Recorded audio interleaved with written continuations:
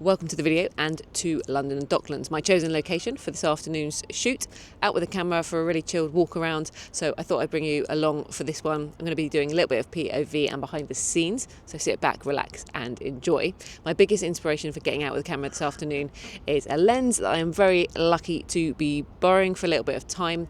It goes with my Sony A7CII Mark II and it's something I've actually wanted to try for quite some time. Today I have on the camera the 24-50 f2.8 lens. It's really nice. It's reasonably chunky, but I think it pairs just about okay with the A7CII Mark II. And I'm quite excited to try a little bit of flexibility of a zoom lens so that I can punch in and out a little bit. And I thought this might be quite a nice location. I have to be honest, it's not quite the vibe that I was thinking of, that I remember it being down here, but I think I've hit a really bad time with lighting, so I might just take my time, wander, kind of check out, see if there's any good compositions, and then hang around a little bit for hopefully some better light. But whatever, it's always a fun day to get out with the camera. So I guess let's go for a wander, see what we can find, and sit back, relax, enjoy. I hope you enjoy this one.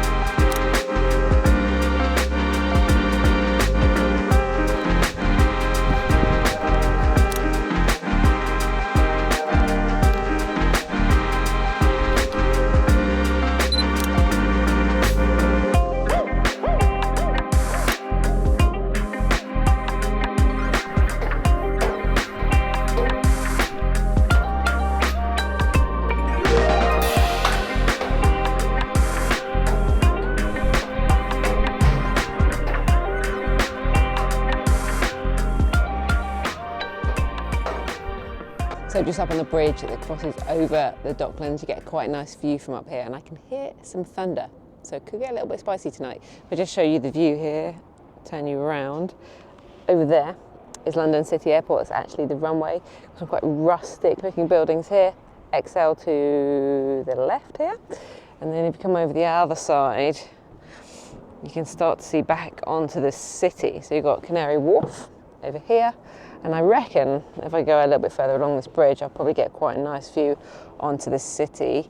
So I think this could be a good location come a little bit later, especially if the light starts to pop off over there. So I'm going to have to hang it out, maybe find some food and just do a little bit more wrecking. But I think it might be worth hanging out because those rumbling thunder over there behind the city could result in a good outcome later. But let's see.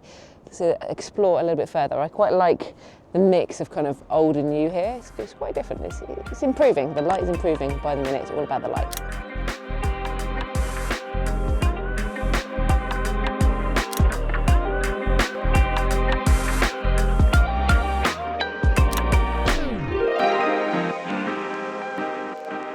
So things are massively looking up. Incredible. What a difference a little bit of light makes. It's now 4:30, coming up to 4:30. Sunset is not until 6:15. But now things are starting to really look nice. So I'm super glad I didn't bail on this. When I got here, I was feeling a little bit disappointed, if I'm honest. So it's always worth hanging on. You'll probably see some other light behind me. It's a really nice brickwork building. So I've just been playing with capturing some reflections and a little bit of water that there is there. I'll overlay like 3 images because it shows the difference between shutter speeds. So I first just shot in my aperture priority and it was all quite crispy and it looks quite nice actually, but I just experimented a little bit with a slightly longer exposure. I managed to get 0.4 seconds handheld. That's probably as slow as I can go because I've got no filters for this lens. I was right up at f22 to get the most out of it, but I really like the result. I think that will look really nice and I managed to just about hold that sharp handheld. So just always good to play with your shutter speed as well as your aperture, as I mentioned in the last video, which I'm pretty much shooting in most of the time here. So I hope you're liking the shot so far. Still going to wander, absolutely starving, but the light is taking me over at the moment, so onwards and upwards.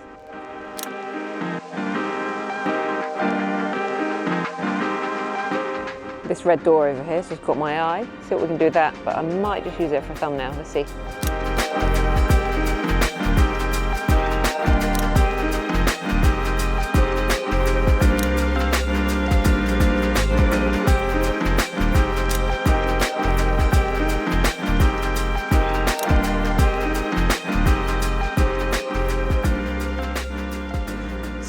just while I wait for the sun to set, a few thoughts on the lens after using it for the past couple of hours.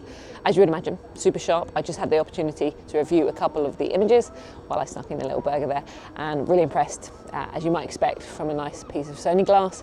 Looked good, it looked clean and crisp. I zoomed in and checked out on the detail. I'd be very, very happy with that. Overall, I would probably summarise the lens with the word versatile.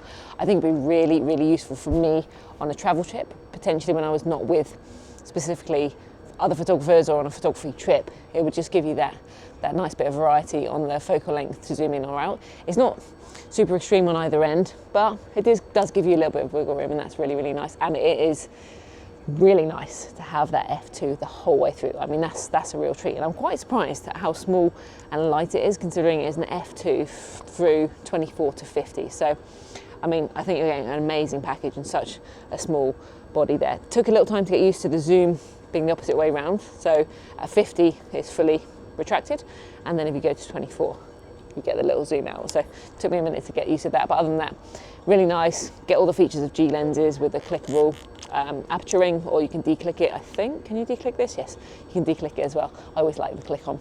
But yeah, really nice experience. Got some nice shots, lights improved, and hopefully get a few sunset shots to see out the evening.